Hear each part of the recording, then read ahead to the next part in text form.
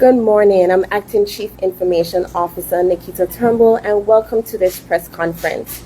Today, the Premier of the Virgin Islands, Honorable Dr. Natalio D. Wheatley, will give an update on the 76th meeting of the OECS as well as other key matters. Following his remarks, the members of the media will have an opportunity to ask him questions. Now I invite the Premier of the Virgin Islands to give his remarks.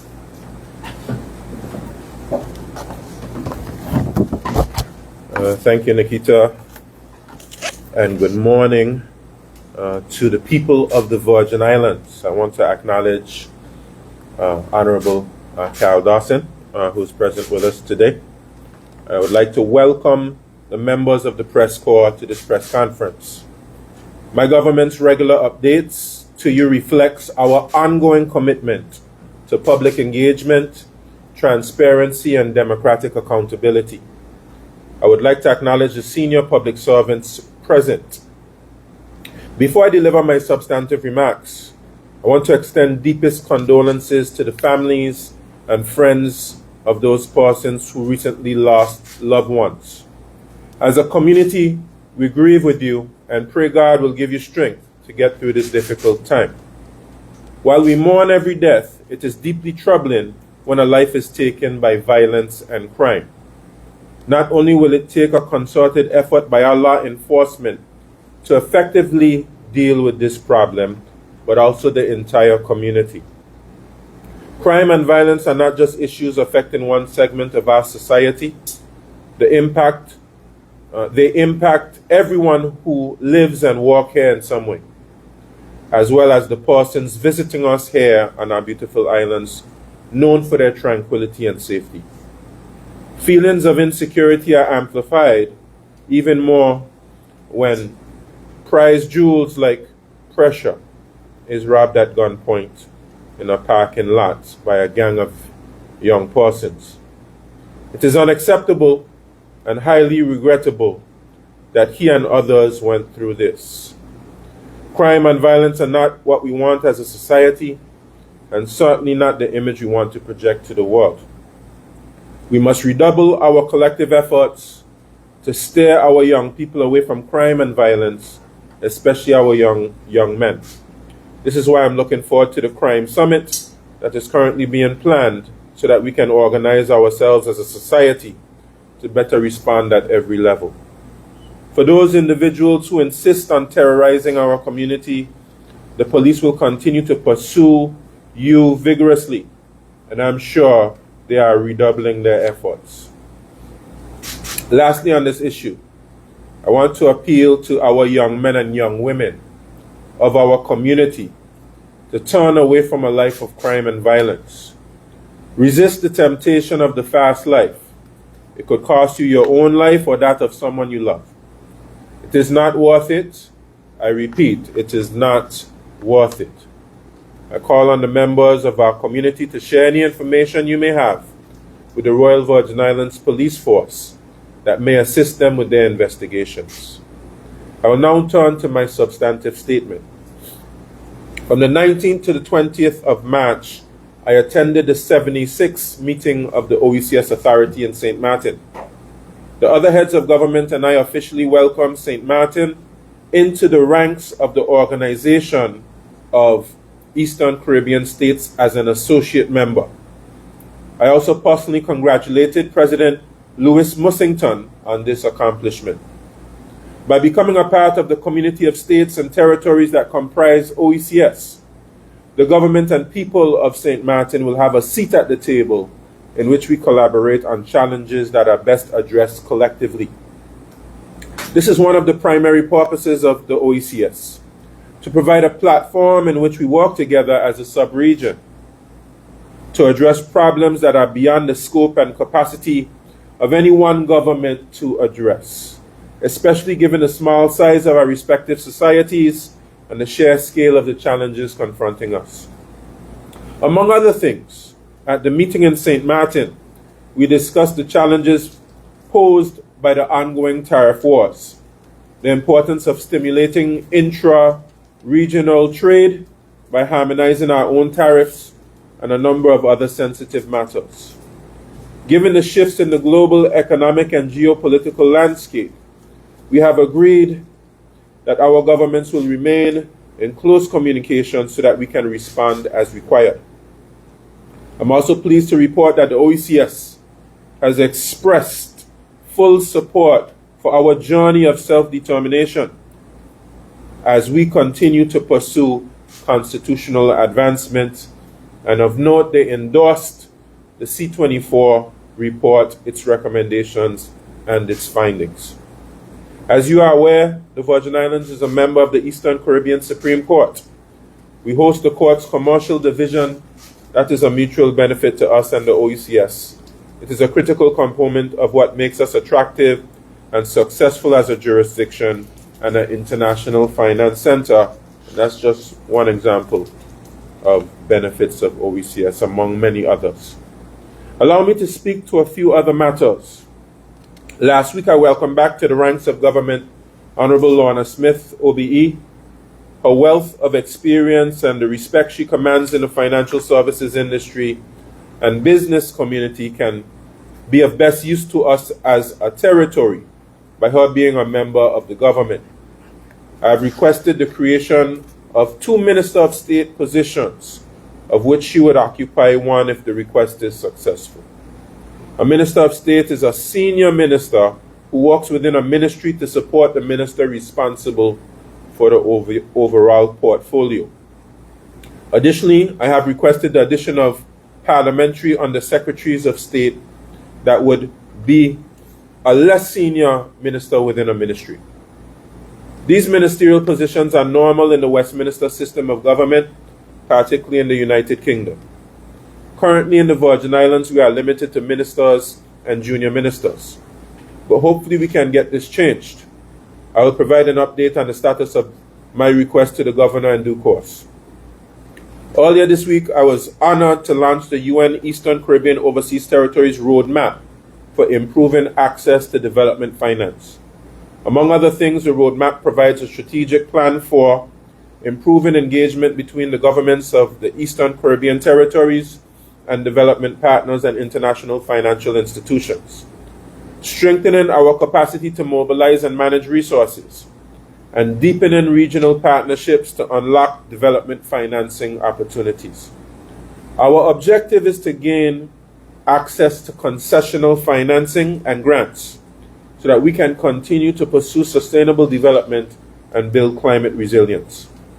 I'm most grateful to the UN Resident Coordinator for Barbados and the Eastern Caribbean, His Excellency Mr. Simon Springett, who joined us here in the territory for the launch. Finally, I want to congratulate Mr. Steve Parolan and YOLO Promotions on the resounding success of the Vibes Cartel show. It was an amazing event in which Vibes Cartel and other artists entertained thousands of fans who came to the territory for the show. The show undoubtedly generated significant economic activity and stimulated the economy. We are beginning the process of analyzing its economic impact and will provide an update in due course. For now, I'm confident that the hotels, rental car companies, vendors, restaurants, ferries, taxis, gas stations, clothing stores, salons, and barbershops are happy with the outcome. Finally, I want to encourage all persons in the Virgin Islands to support the activities of Agriculture and Fisheries Month, which continue on Wednesday in Anegada and then the following Saturday in Jas Van Dyke. With that, I end my remarks, and I'm happy to take any questions. Thank you. Thank you, Premier. I now invite the members of the media to ask their questions. As a reminder, you are permitted 2 questions and 1 follow-up per question. When you come to the mic, please state your name and the media host that you represent.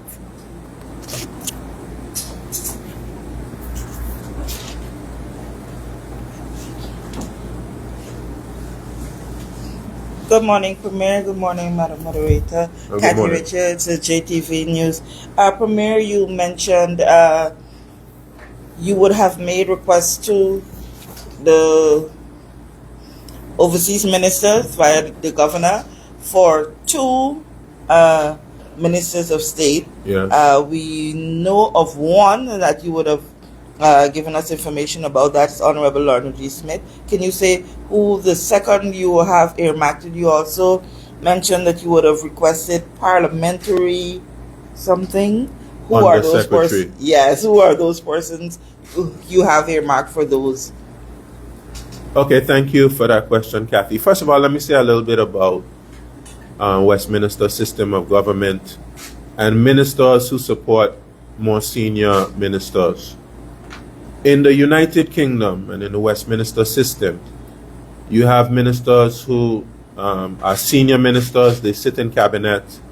For instance, the Home Secretary, the Foreign Secretary.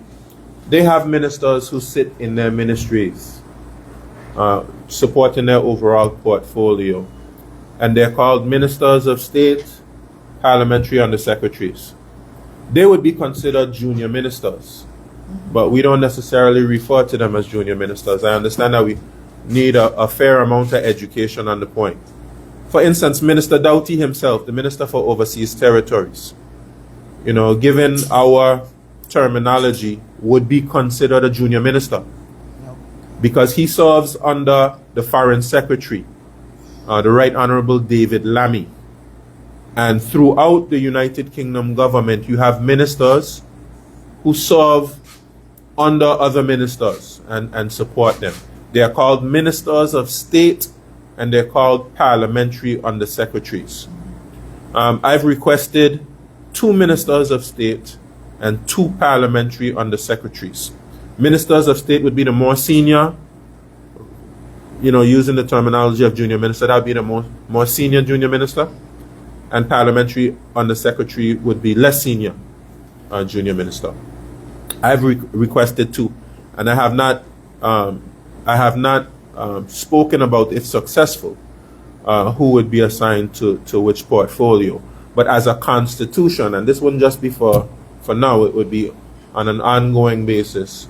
If a government, has enough positions, they will have the option of being able to assign ministers of state or parliamentary undersecretaries.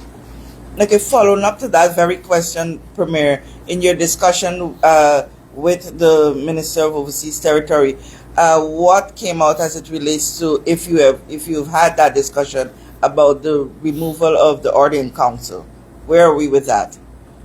Presently, we are going through our assessments. The governor is preparing to give his final report. We have had engagement of the community. They've had the opportunity to engage via a survey. We've had visits from FCDO officials, and before the end of the month, we will have the government's assessment of its progress. And then after that, the Minister of Overseas Territories will examine those reports, and they'll come to a conclusion after that. We're confident we've done enough to be able to give the Minister of Overseas Territories the level of confidence he needs that we have rectified a lot of the challenges which were, recognized in the Commission of Inquiry report.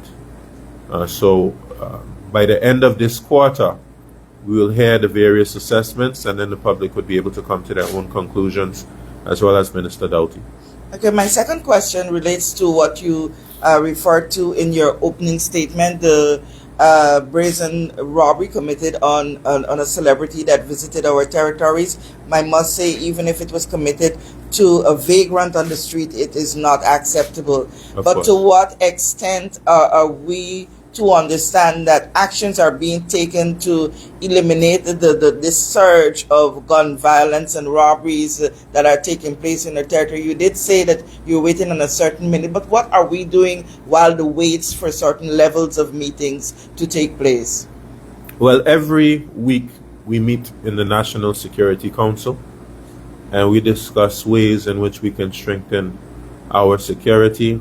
Let me commend Acting Commissioner Jackie Vanterpool for the efforts that she has been taking. She has been getting results. We hear a lot of times persons are arrested, they're charged, and of course we would wait for the court system to do what the court system has to do. Of course, we have more work that needs to be done. We've discussed this in National Security Council. We have to strengthen our laws, particularly our gun laws. That's something that I am going to champion, strengthening our gun laws for gun possession, especially some of the heavy weaponry that very young persons have access to now. Things like AR, we're seeing young persons with AR-15s, and that's completely unacceptable for us. So it's not just government, and I said it in my statement. All of us have to come together to stop this scourge within our community. Obviously, we have young persons, many of them who've gone astray. We have to look at our education system. We have to look at our social system, our families, our communities. We have to look at our churches. We have to look at our customs and our border protection, our immigration processes. It's going to be a comprehensive review, and that's why we're having a crime summit, so we can bring all stakeholders together to have this important discussion and chart a way forward as it pertains to really what I have seen as a kind of new wave of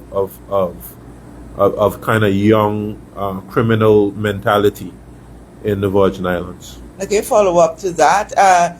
You mentioned the need for legislative changes or improvement when it comes to the gun crimes. To what level are we taking that as a matter of urgency?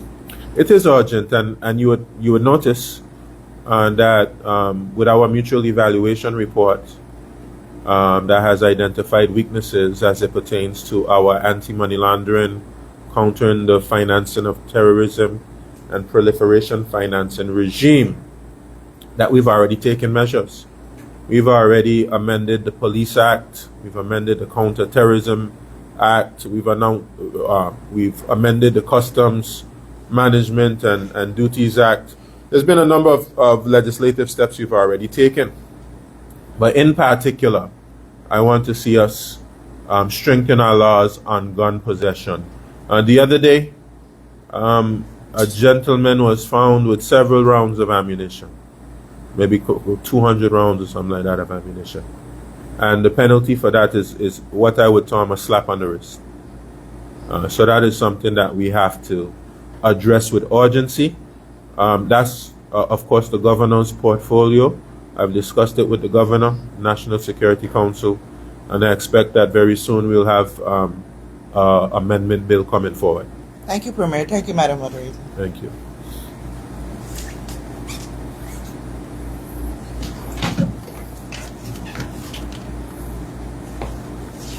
Good morning. Zan Lewis, ZBVI Radio. Premier,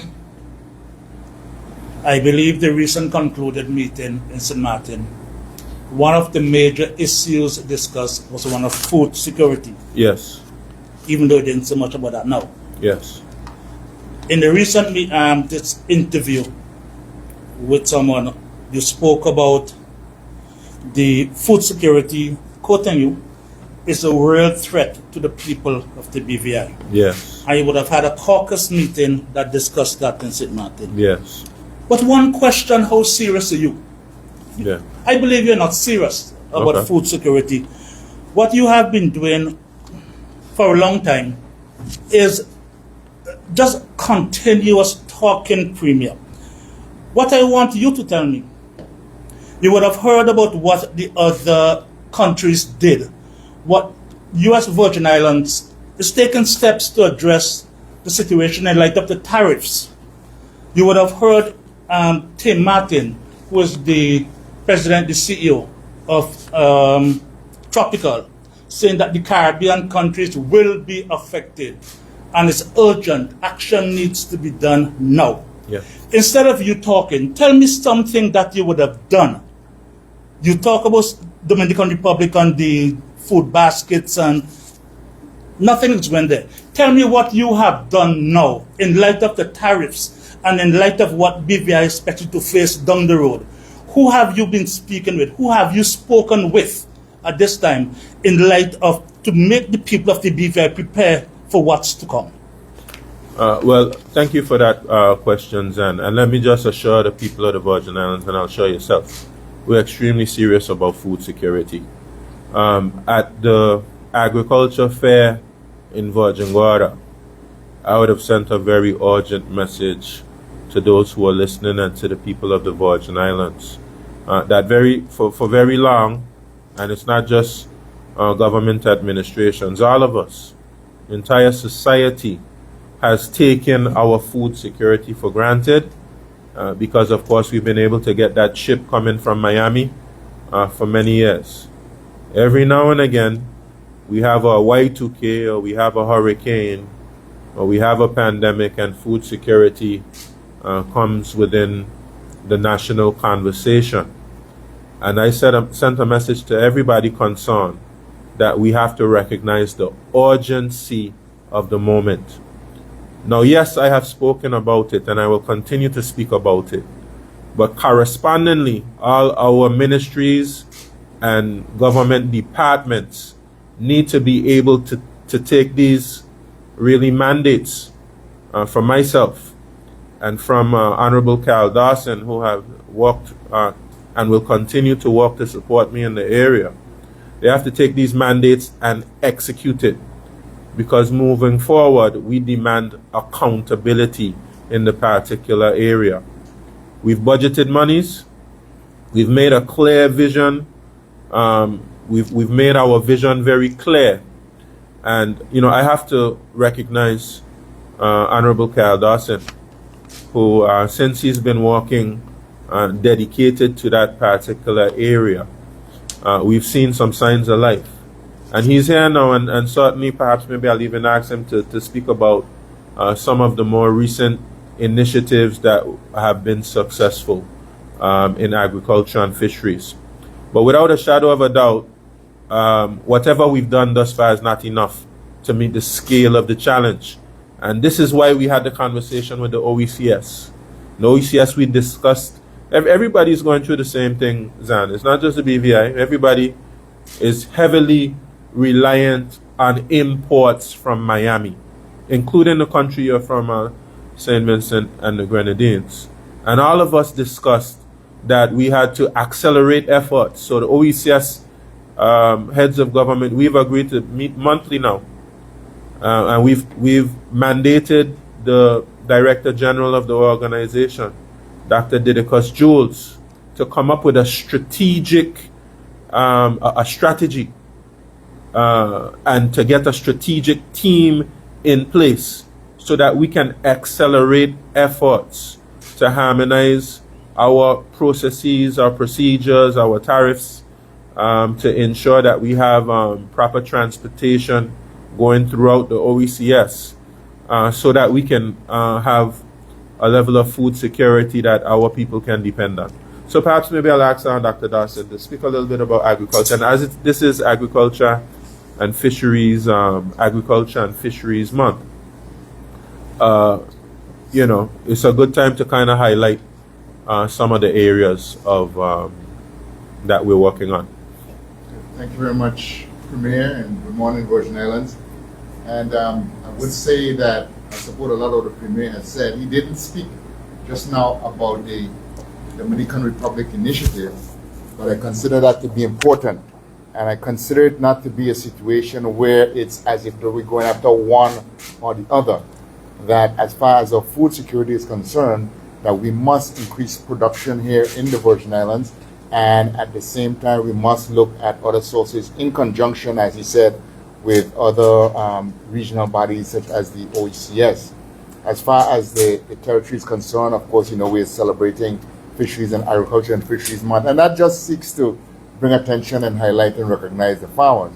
But the actual initiatives that we have been doing, one of the key things, if we're going to increase production, of course, has been the increase of the acreage available for farming, and the Ministry of Environment, Natural Resources and Climate Change have been working closely with us to ensure that there are lots available on Anegada, Virgin Gorda, and Just Van Dyke, in addition to those on Tortola, to expand the production in the agricultural sphere. Closely related to that, just this week I was meeting with the ministry and furthering talks on the water policy to support those activities, not just on Tortola or Paraquita Bay, where we have the reservoir plan and is actually the design phase is out now contracted. We are at the same time looking to see how water can be addressed in other areas as well. So in terms of guiding, once the land is allocated, we are of course in the process again of ensuring that the leases are available so that the arrangements for farmers on Crown land in conjunction with the Crown land policy are fit with what we want to do. We realize that there were some errors made at Paraquita Bay, and we're trying to ensure that those are not done elsewhere. So the support will continue in the form of training for farmers as well. Some funds are being allocated for that. And there will be, while there will be a level of flexibility as to what farmers do, there will be a level of centralization, that there is going to be the need for some central planning as to what we will produce, especially for those persons who are producing on Crown land. So we are moving in the direction of more support and activity for farming and fishing here in the territory. Dr. Dawson, all I just talk as usual, what we're accustomed hearing. I'll come to you just now.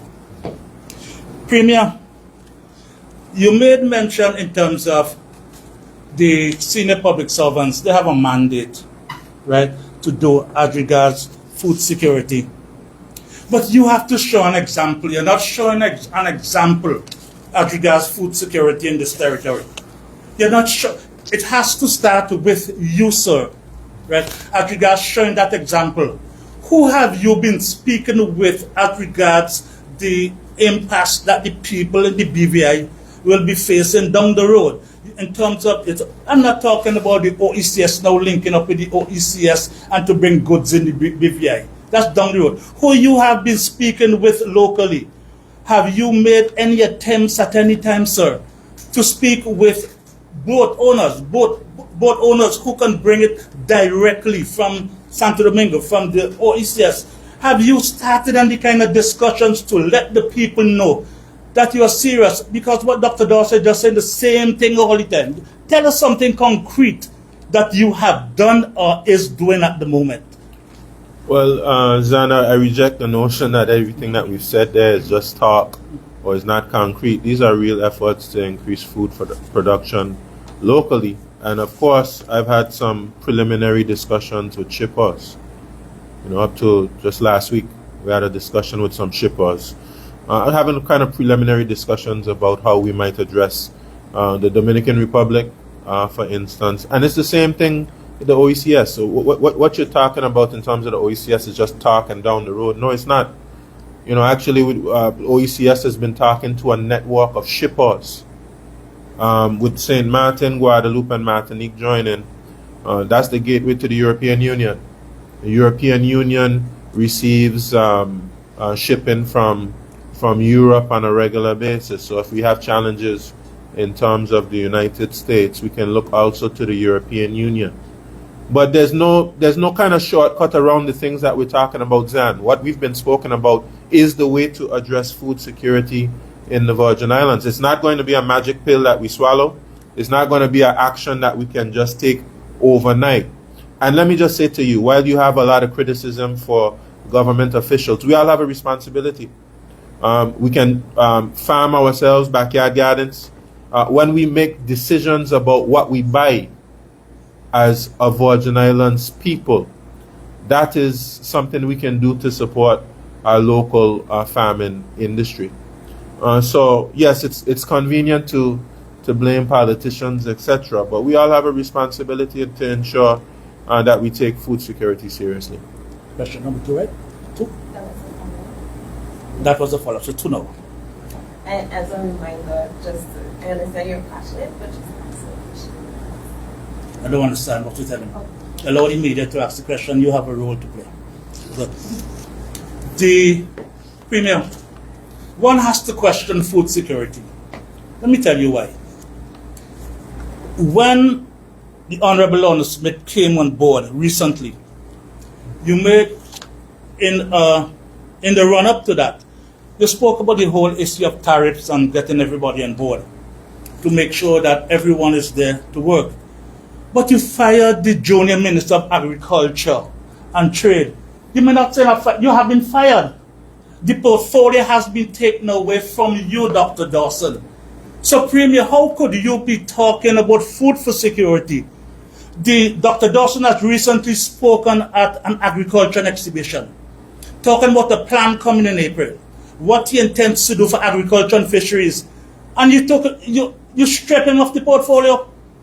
You took away the junior minister position of him. So you went further in burying agriculture and fisheries. You as agriculture minister over the years, you have not been doing anything. You complimented Dr. Dawson for the little he has been doing. Him is not enough. You complimented him.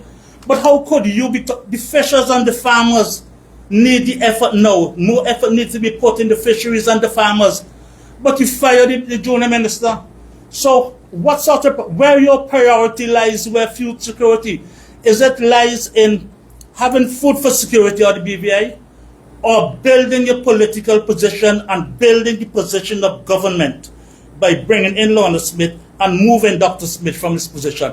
Where the priority lies, Dr. Dawson? Where your priority lies, you bury agriculture. Well, first of all, let me say, I think you have a very interesting brand of journalism. Let me just say that. In my view, journalism, you should let the people come to a particular conclusion rather than being so opinionated. I mean, if you don't think that we've performed well in agriculture and fisheries, that's one thing. But perhaps maybe ask some questions and just let the people decide in terms of how we perform, as opposed to, taking a view which would be like closer aligned to the opposition, for instance. But anyway, let me say this as it pertains to having a junior minister for agriculture and fisheries. And I said this when I was in Virgin Gorda. I believe that agriculture and fisheries needs a dedicated minister. I believe that, because to get the industry going, it needs that dedicated focus and attention. And I congratulate Dr. Dawson, because I've seen a difference with Dr. Dawson assisting with that particular portfolio. Any other minister, whether it's the Premier, any other ones, has many responsibilities, and of course their attention will be divided. And that's exactly why I've gone to the Minister of Overseas Territories through the Governor to request more positions. And that's exactly what I described earlier on. We need to be able to have a minister, still have a minister dedicated to agriculture and fisheries exclusively. And I'm hopeful that our request would be granted so that we'll have additional positions to be able to have a minister function in that space. But in the meantime, Dr. Dawson has graciously agreed to continue supporting me in the area. I've also made my intentions clear that Dr. Dawson, and he's accepted, that we will move a motion to have him selected or elected as a deputy speaker. And in most parliaments, the deputy speaker would be a member of the government. That's not the case now.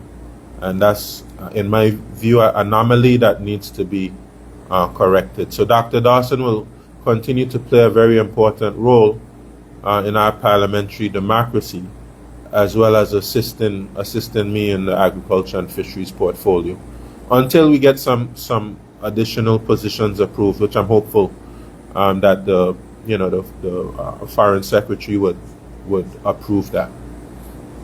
A follow-up? Premier, follow-up. You said you need a dedicated Minister of Agriculture. You said that, right?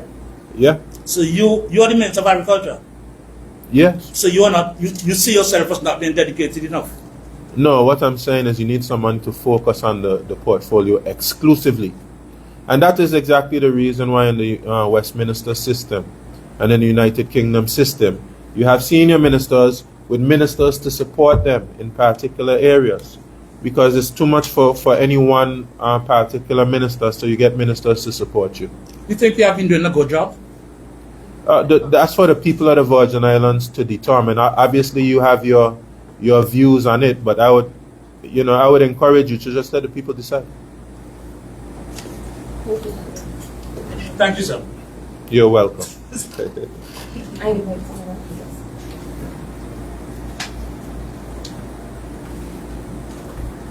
Good morning, Premier. Sean Connolly, business editor of the BVI Beacon. In the real world, what's the actual difference between a Minister of State and a junior minister, apart from the vanity title and presumably a hike in wages? And how would you respond to critics who'd say that, you're using this device, the vanity title, presumably the public money instance of the rise in salary, as a way to shore up your own political position? Well, let me say to this. I mean, we haven't discussed salaries or anything like that, but I think somebody like Honorable Lorna Smith gives good value for money. Remember, financial services is our bread and butter. It brings in 60% of government revenue. Having someone dedicated to that particular position is not about vanity, and I guarantee you need somebody who's capable to be able to manage it.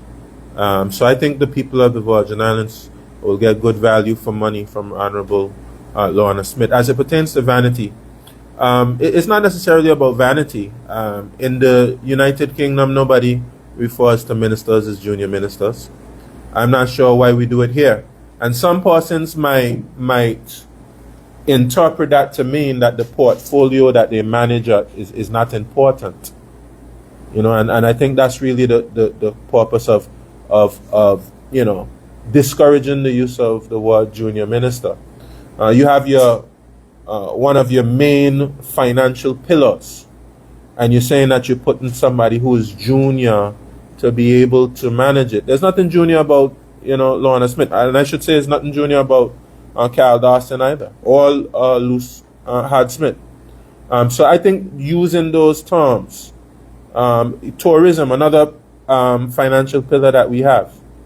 We're putting somebody to manage our two financial pillars, and we're calling them junior. And then we have agriculture and fisheries. Agriculture and fisheries, we just spoke about the importance of it to our sustenance and our lifeblood. And you're saying you're going to put somebody junior to manage it. So I think the use of the terminology is something that we have to review, because it sends a message.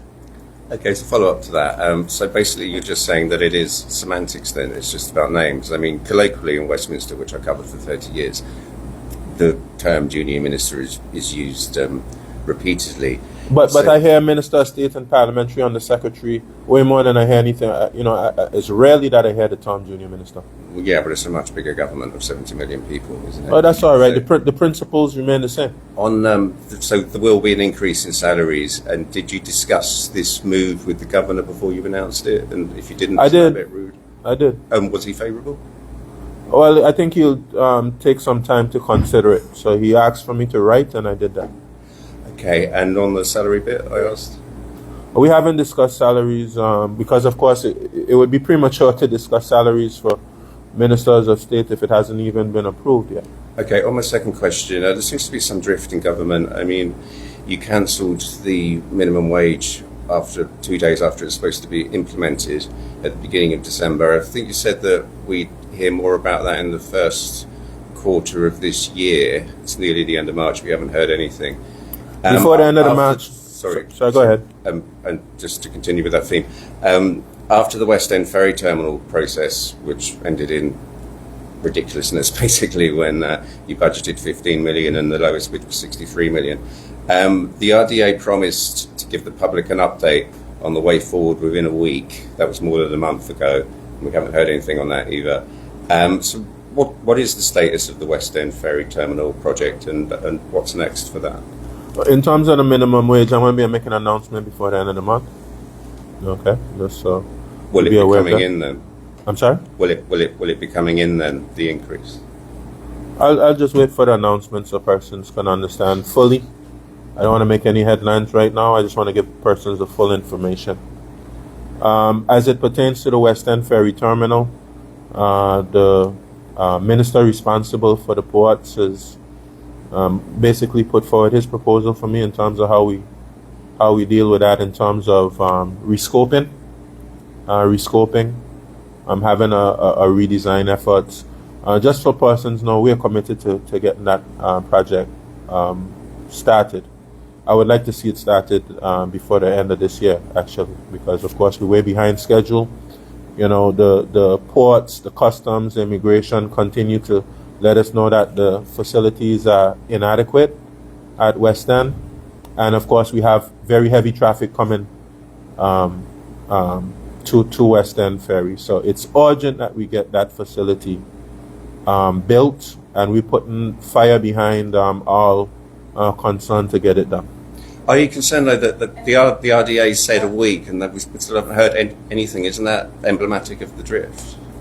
Well, I wasn't aware that they did say a week, but certainly I will engage the chair of the RDA as well as the director, the CEO, so that they can give the public an update.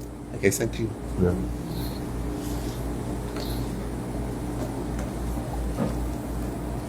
Shanda, BBI News. You mentioned that the Vibes Cartel concert was a success. Yeah. Is there any way, or does the government plan to assess and analyze the economic benefits of the concert?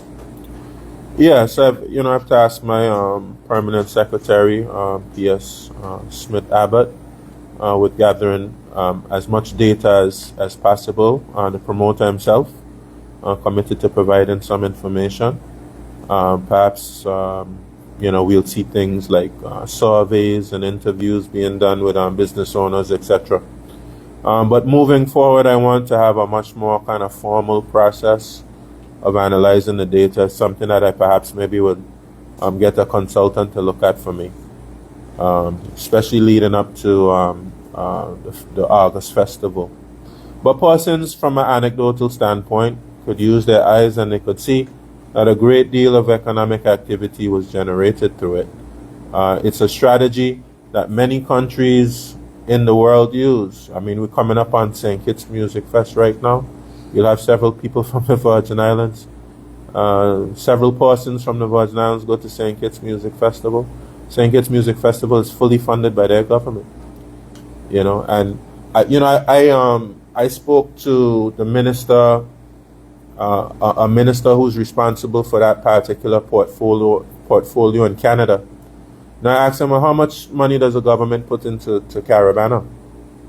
He said they never used to put much into it, but when they saw the great economic impact, he told me they started putting about $40 million into Caravana.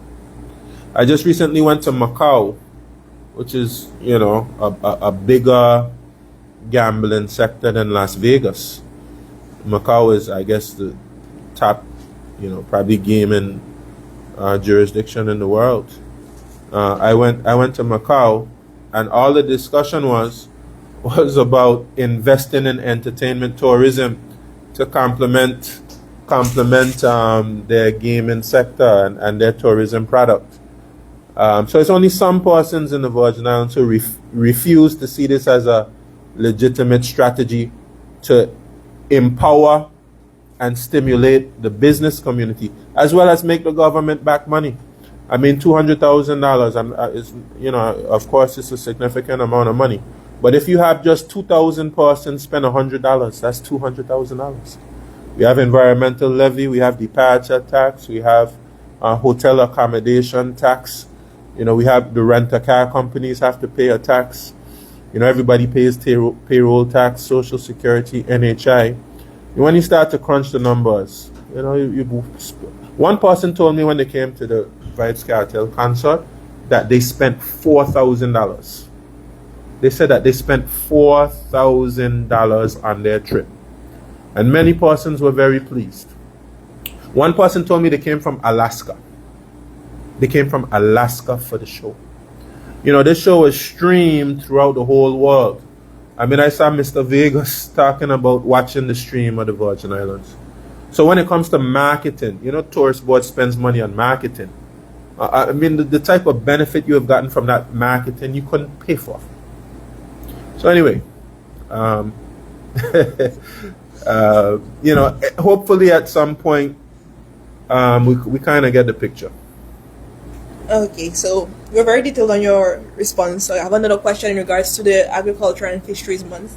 I know that the Honorable Carl Dawson mentioned other stuff that they have in the pipeline, but are there any new policies or funding opportunities or even training programs being introduced to enhance the agricultural and fisheries industries, especially in honor of Agriculture and Fisheries Month? Well, I think Dr. Dawson mentioned some of those. We had a training program coming up. I'm going to be doing some grants. We are allocating more land in a place like Virgin Gorda and Long Bay. We've done the same in Antigua, about 40 acres of land we've allocated. One thing that I want to push forward within the next few months is to get a rated program for agriculture launched. When we build the agriculture and the agriculture complex in Paraquita Bay, one thing I'm going to start is actually buying produce from farmers. And we'll have like a central point to be able to distribute goods to supermarkets, to hotels, etc. So, we do have new things which have been proposed. I'm not sure if Dr. Darcy, you want to add anything to that? Or? Captured. Okay. Okay, I think that's all my questions. Thank you. Thank you. I want to thank the members of the You may want to accommodate one more question, Sarah? Let's show you will. Sure. Exactly. You have to ask. Okay. I'll ask them again to Jimmy. Their questions, if they have additional questions. Thanks, Premier. Yes, no problem. Premier, you said a while ago that you're going to analyze the data and get a consultant. You said that some years ago with the music fest, we haven't seen or heard anything yet. So just reminding you. Okay. The persons, no doubt, including myself, could conclude, sir, that when the Honorable Lorna Smith was taken back on board, you had tense discussions, both of you. Tense? Tense. Serious discussions. I wouldn't use that terminology. What I wouldn't say use, sir? tense. You had plenty discussions. I wouldn't say it was plenty either. No, I wouldn't say that. Okay, so it was easy for you to make a decision. You know what? When I look at Honorable Lorna Smith, I realize in the short time working with her that this lady loves public service. She absolutely loves public service. And I believe it was easy for her to be able to decide that she would serve the people of the Virgin Islands in this way, that using her talents and her skills. It was easy for her to put country above self. And it's also easy for me to say we will put aside any past or previous differences that we might have for the good of the entire Virgin Islands. Those things are easy. I was just about to ask you that in terms of you making a decision when she questioned your leadership in the past, basically saying that you were incompetent leader, and also questioned your manhood as regards making decisions. Yeah. Also that in terms of how difficult it was for you to make a decision, and sir, did discussions at any time between both of you, you encouraged her to join the party before such a decision was taken to bring her back up? That came up for discussion, she joining the party, and what came out? No, I didn't discuss anything with her about joining the party. This decision had nothing to do with partisan politics. It had everything to do with what we believed was good for the territory of the Virgin Islands. And let me just say to you, what you just described there is a lot of ego.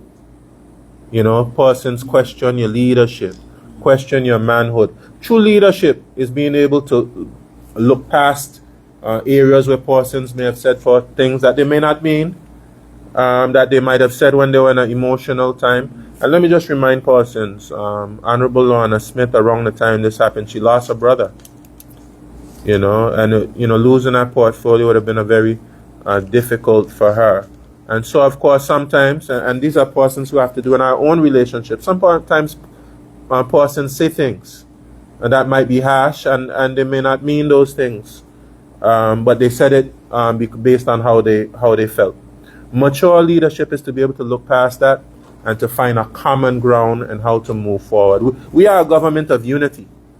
We are a government of progress. And I think that's why you've seen that persons are coming to the government, to join the government, because they see unity, they see progress, and they want to be able to be a part of that. Thank you very much, sir. Thank you. Yeah. Thank you. One motion. Honorable Premier, are you in discussions with any member of the opposition at this moment to join your side of the table? No, but let me say right here, Kathy, I invite all of them. Every single one of them, I invite them to come. And perhaps maybe they could be the next Minister of State, who knows. But I want them to come, Kathy, because we need all hands on deck to deal with the challenge that we face. We face food insecurity. We face threats to our financial services industry.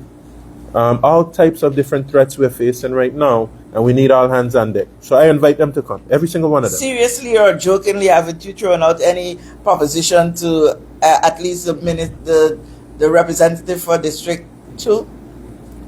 District 2? Yeah. No, I haven't had any discussions with District 2 in recent times. But I invite them to come. Mike Keegan Bago asking if not 8 as well. I invite Honorable Penn to come right now as well. I would like for him to come. Thank you. I make a passionate appeal for Honorable Penn, Honorable Turnbull, Honorable Waldwin himself, the tall gentleman from the 6th. I appeal for him to come and join. And certainly Honorable Skelton, a gentleman of great experience, great knowledge. I'm not sure how well he's being respected where he is. I would like for him to come and to join with us, because we will respect his knowledge and experience. But that says, in a sense, sorry, so then you don't want an opposition? Yes, Honorable Mehta. So you don't want an opposition? When we make Honorable Dawson Agriculture and Fisheries Minister again, we'd like for Honorable Mehta to come and become the Deputy Speaker with us. You don't want an opposition? What is the House of Assembly without an opposition? I mean, Zanlos is enough opposition for the government right now.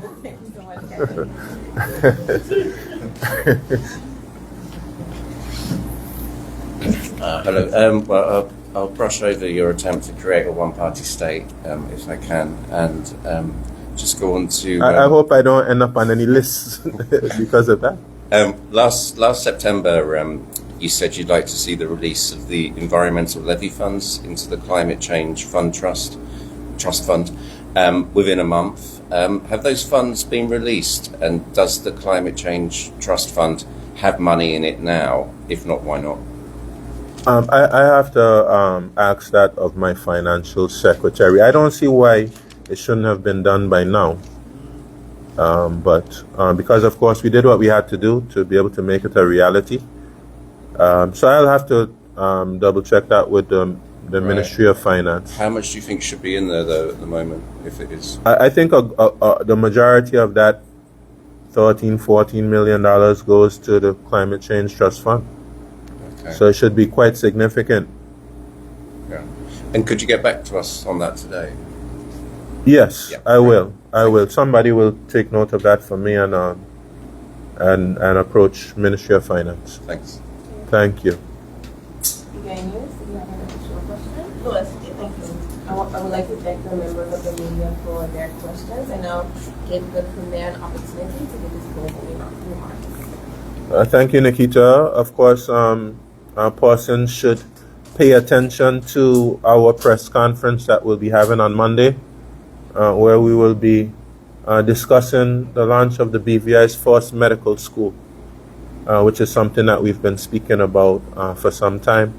Also, next week we have the United Postal Union, Caribbean Postal Union, which will be in the territory, and of course we'll certainly welcome them for the activities which will be taking place.